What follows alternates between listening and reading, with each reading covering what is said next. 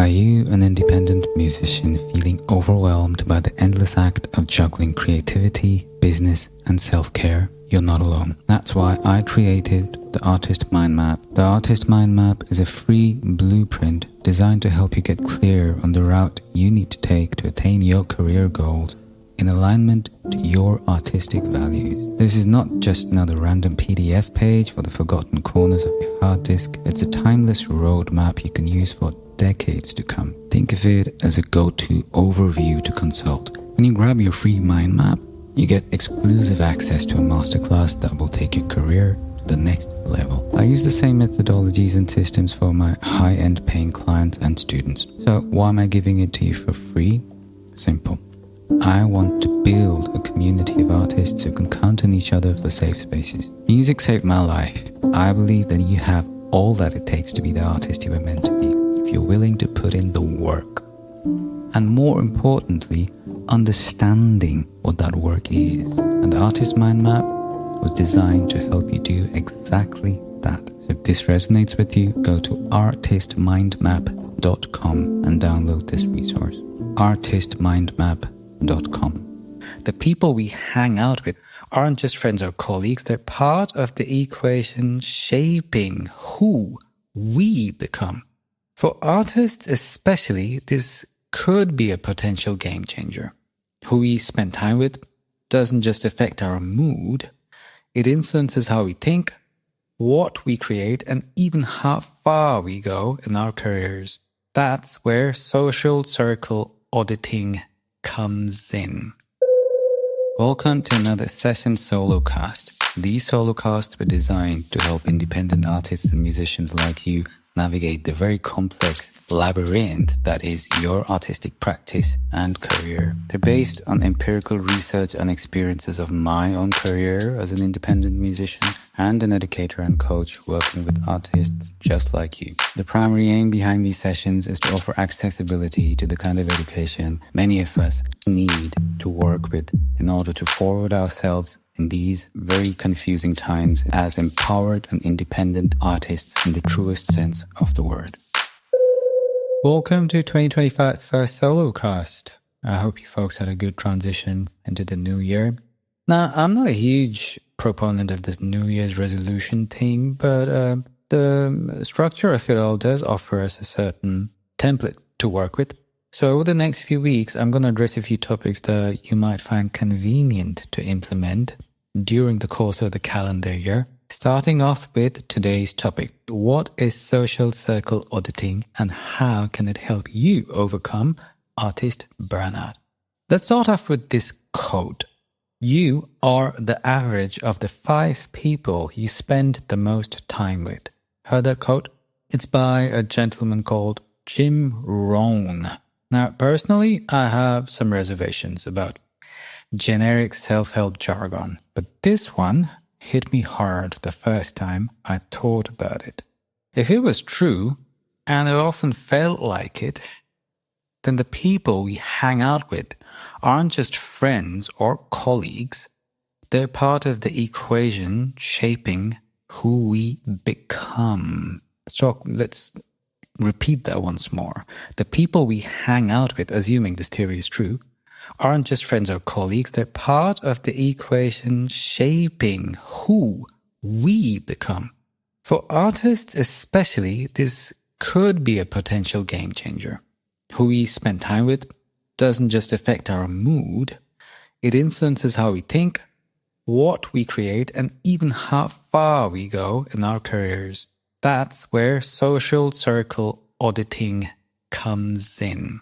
Now, for some of you, this whole terminology, social circle auditing, will be a bit foreign. So let's unpack this. What is social circle auditing in the first place? Traditionally, social auditing refers to a formal review of an organization's endeavors, procedures, and code of conduct regarding social responsibility and its impact on society. That being said, when I first heard about it, it sounded ridiculous, even a little offensive. Or am I supposed to rate my friends like they're contestants in a reality show? The idea of being on the other side of that lens felt petrifying. But then, I started noticing some patterns.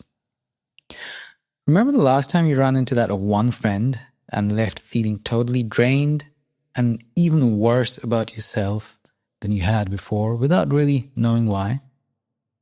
And in contrast, the time you ran into the other friend and found yourself loving life, believing you were worthy of the best things happening to you and that you got this.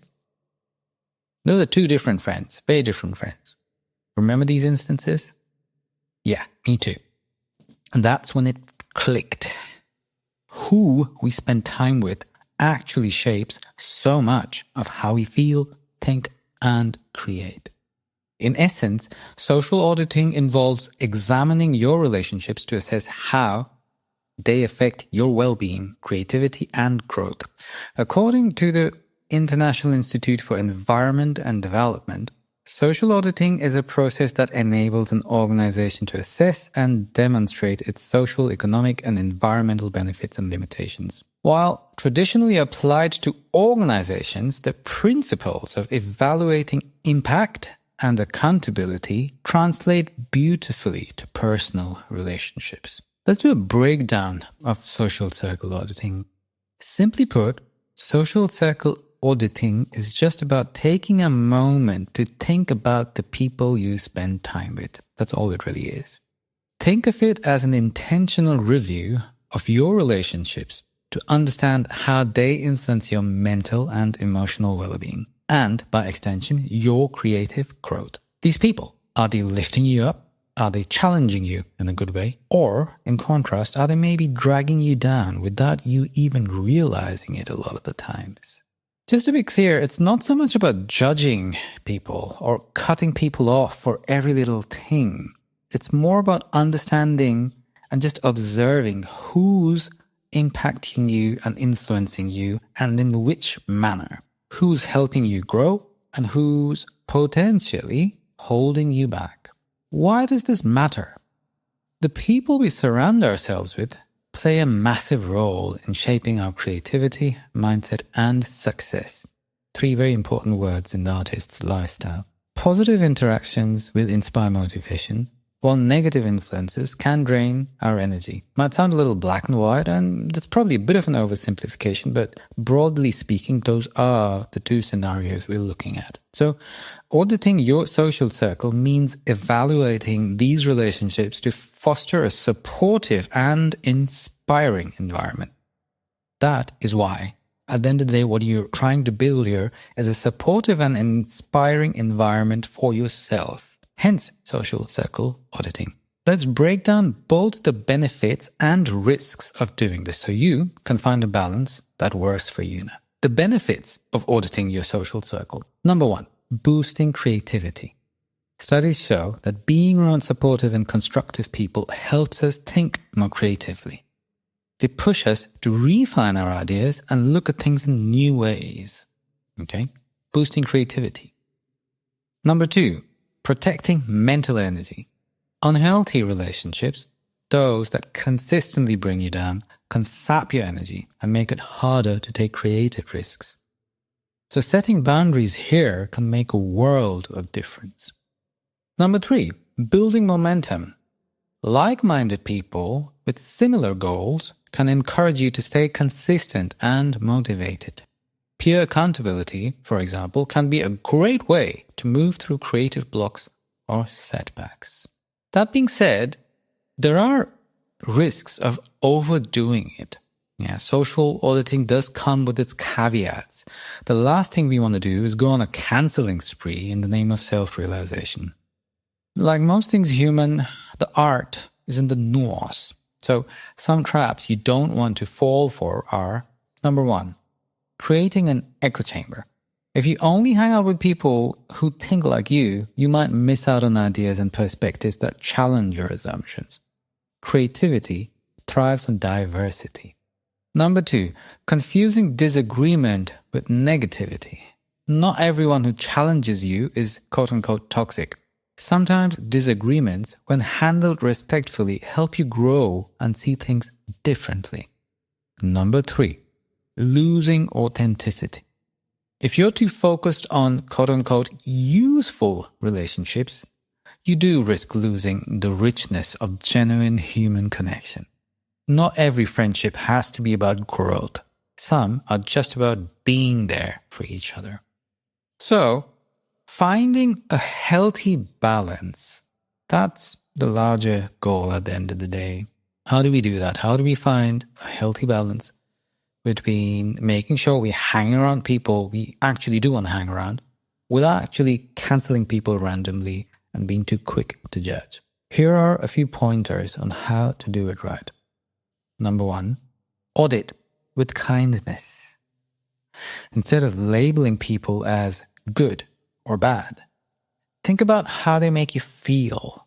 Reflect before making drastic and impulsive changes. Number 2, welcome different opinions. A friend who respectfully disagrees with you can help you grow. Differences spark creativity and broaden your perspective. Number 3, set boundaries. Protect your mental space without cutting people off completely. It's okay to limit interactions with draining individuals while maintaining a cordial relationship.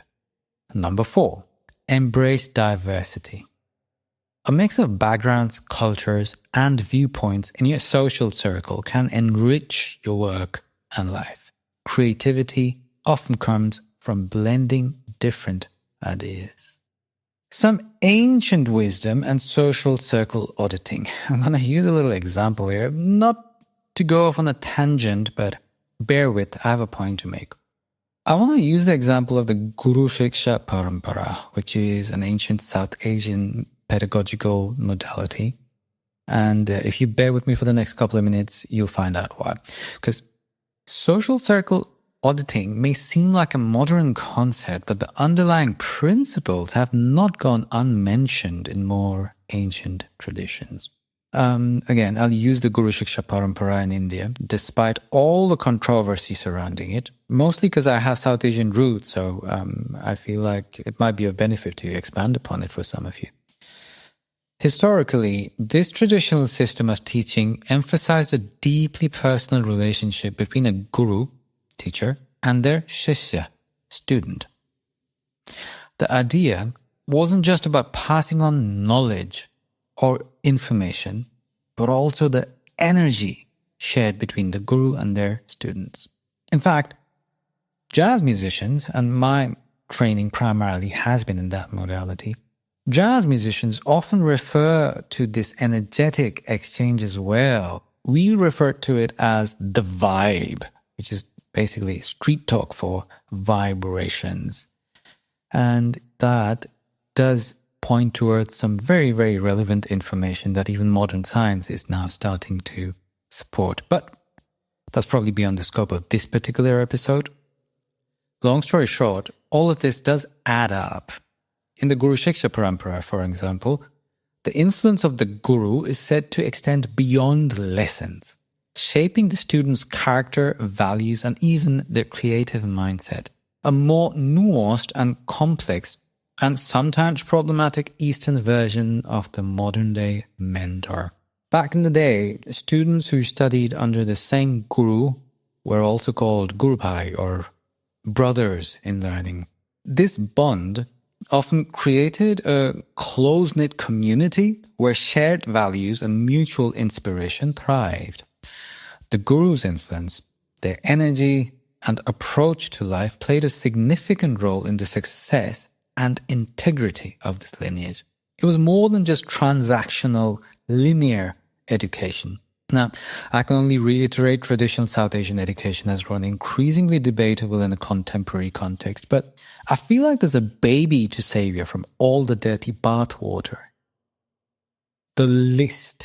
I want to talk about a list, because we've talked about the benefits of surrounding yourself with inspiring people and the risks of isolating yourself in an echo chamber.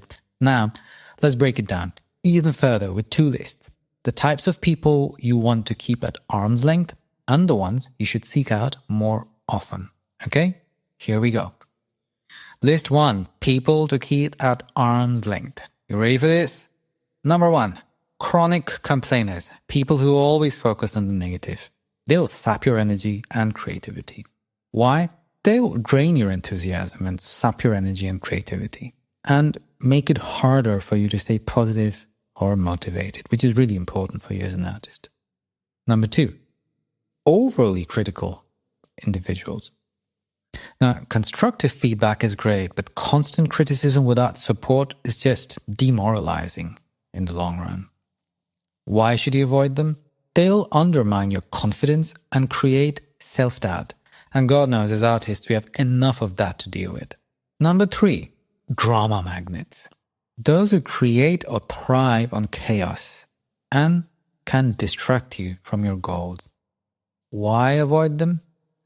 They pull your focus away from meaningful work and disrupt your peace of mind.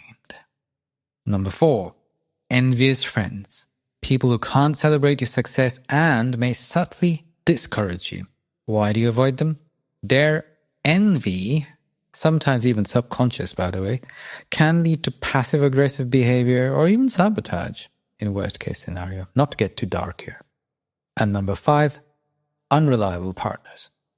Those who consistently fail to follow through and hence disrupt your momentum. Why do you want to avoid them? They add unnecessary stress and make collaboration frustrating. So these are the people you want to avoid. Who do you want to engage with more? Who are the people you want to hang with? Who are the relationships, which are the relationships you want to nurture? That's our second list. You ready for this? Second list. People to engage with more. Number 1, supportive cheerleaders. Friends who genuinely root for your success and celebrate your wins. Why do you want to hang with them? They boost your confidence and make you feel valued. Number 2, constructive critics. Those who offer honest feedback in a way that helps you grow. Why do you want to hang with them? Their input helps you improve while maintaining a positive outlook. Number 3, innovative thinkers. People who inspire you with fresh ideas and perspectives. Why do you want to hang with them? They stimulate your creativity and push you to explore new directions. Number 4, reliable collaborators. Peers who are dependable and share your enthusiasm for work. Why do you want to hang with them?